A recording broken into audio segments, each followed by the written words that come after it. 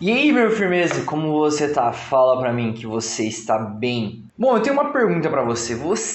Será que você, como eu, tem dificuldade de crer que as suas orações serão respondidas, que Deus vai fazer algo, né? Que quando você pede algo e você tem fé que de fato aquilo vai acontecer. Talvez você seja até como eu, você já viu a transformação que Deus fez na sua vida, viu o que Deus fez na vida de outras pessoas. Você já viu as suas orações serem respondidas tantas vezes, já viu tantos milagres, já viu situações que pareciam serem impossíveis serem transformadas pela intervenção de Deus. E ainda assim, toda vez que você ora, você tem dúvida se de fato Deus vai responder ou não. Se você for como eu e você também passar por situações assim, saiba que não somos só nós, mas também os discípulos de Jesus que conviviam com eles também passaram pela mesma coisa e nós vamos ver isso hoje na história da segunda multiplicação dos pães que Jesus realizou. Jesus estava então na região de Decápolis, perto do mar da Galileia, quando novamente uma multidão se aglomera em volta dele e essa multidão passa 3 dias com Jesus.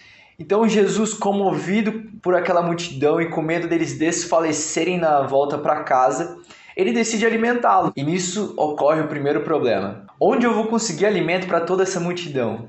Pelo menos esse é o questionamento dos discípulos para Jesus quando ele compartilha essa ideia. Mestre, onde a gente vai conseguir alimento no meio desse deserto para alimentar toda essa multidão? Como se eles já não tivessem visto Jesus multiplicar pães e peixes para uma multidão até maior do que aquela que eles estavam se deparando naquele momento. E a história é basicamente como na primeira multiplicação. Eles conseguem 7 pães para Jesus, Jesus pega eles, dá graças, reparte e alimenta toda a multidão até eles se fartarem e ainda sobra 7 cestos cheios de pedaços de pão. O que me chama a atenção também é o que acontece logo em seguida, né? Porque Jesus, saindo dali, ele é questionado pelos fariseus e aproveitando aquele momento, ele vira para os discípulos e fala: tomem cuidado com o fermento dos fariseus. E o engraçado é que quando Jesus adverte os discípulos com isso, eles retomam a conversa da multiplicação. E eles começam a se questionar, será que Jesus está falando isso porque a gente não tem pão?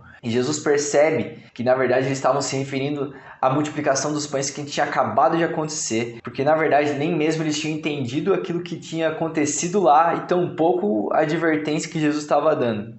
Acho muito interessante quando ele fala assim: quando eu parti os 7 pães para os 4.000, quantos cestos cheios de pedaços vocês recolheram? Eles responderam 7. Então Jesus disse: vocês ainda não entendem? Bom, essa passagem a gente pode tirar muitas aplicações, mas aquilo que eu vi e gostaria de compartilhar com vocês nesse momento é: primeiro, que Jesus não intervém geralmente em situações ordinárias, mas em situações extraordinárias. O que eu quero dizer com isso? Jesus, quando ele pega aqueles pães e multiplica para alimentar aquela multidão, ele não o faz como uma maneira de mimá-los. Jesus, na verdade, estava com medo daquela multidão desfalecer na volta e como modo de prevenção daquela situação, porque eles tinham passado 3 dias no deserto com Jesus, então ele decide alimentá-los. Não sei se você já ouviu aquele famoso ditado: o possível aos homens, o impossível a Deus. Me parece que esse é o modo padrão de Deus agir. Geralmente ele intervém quando a situação já está assim, chegou no limite e somente um milagre pode reverter aquela situação. Geralmente Deus age quando é impossível. A segunda aplicação que eu vejo assim, de interessante nesse texto é como Deus geralmente usa aquilo que está em nossas mãos. Sabe, Jesus ele não transforma assim pedra em pão, né? Ele não transforma nada em alimento. Ele pega aquilo que as pessoas tinham, no caso, 7 pães, também fala que alguns peixes, e assim ele prefere multiplicar aquilo que nós já temos. E eu vejo que isso me parece um outro modo padrão de Deus agir. Deus multiplica aquilo que nós já temos. Deus multiplica os nossos recursos. Deus usa o nosso know-how, os nossos talentos, as nossas habilidades, e a partir dela, Deus opera o milagre. E só para ficar claro, Deus não usa a nossa habilidade para fazermos aquilo que nós já seríamos capazes de realizar. Mas a partir das nossas habilidades, talentos e know-how, Ele opera o impossível. Mas aquilo que de fato me chama mais atenção em toda essa passagem é a incredulidade dos discípulos. Pensa que os discípulos eles já conviviam com Jesus há algum tempo. Eles viram Jesus curar paralítico, manco, leproso. Eles já tinham visto Jesus multiplicar pães e peixes para alimentar uma multidão maior do que aquela que eles estavam naquele momento. E mesmo assim, quando Jesus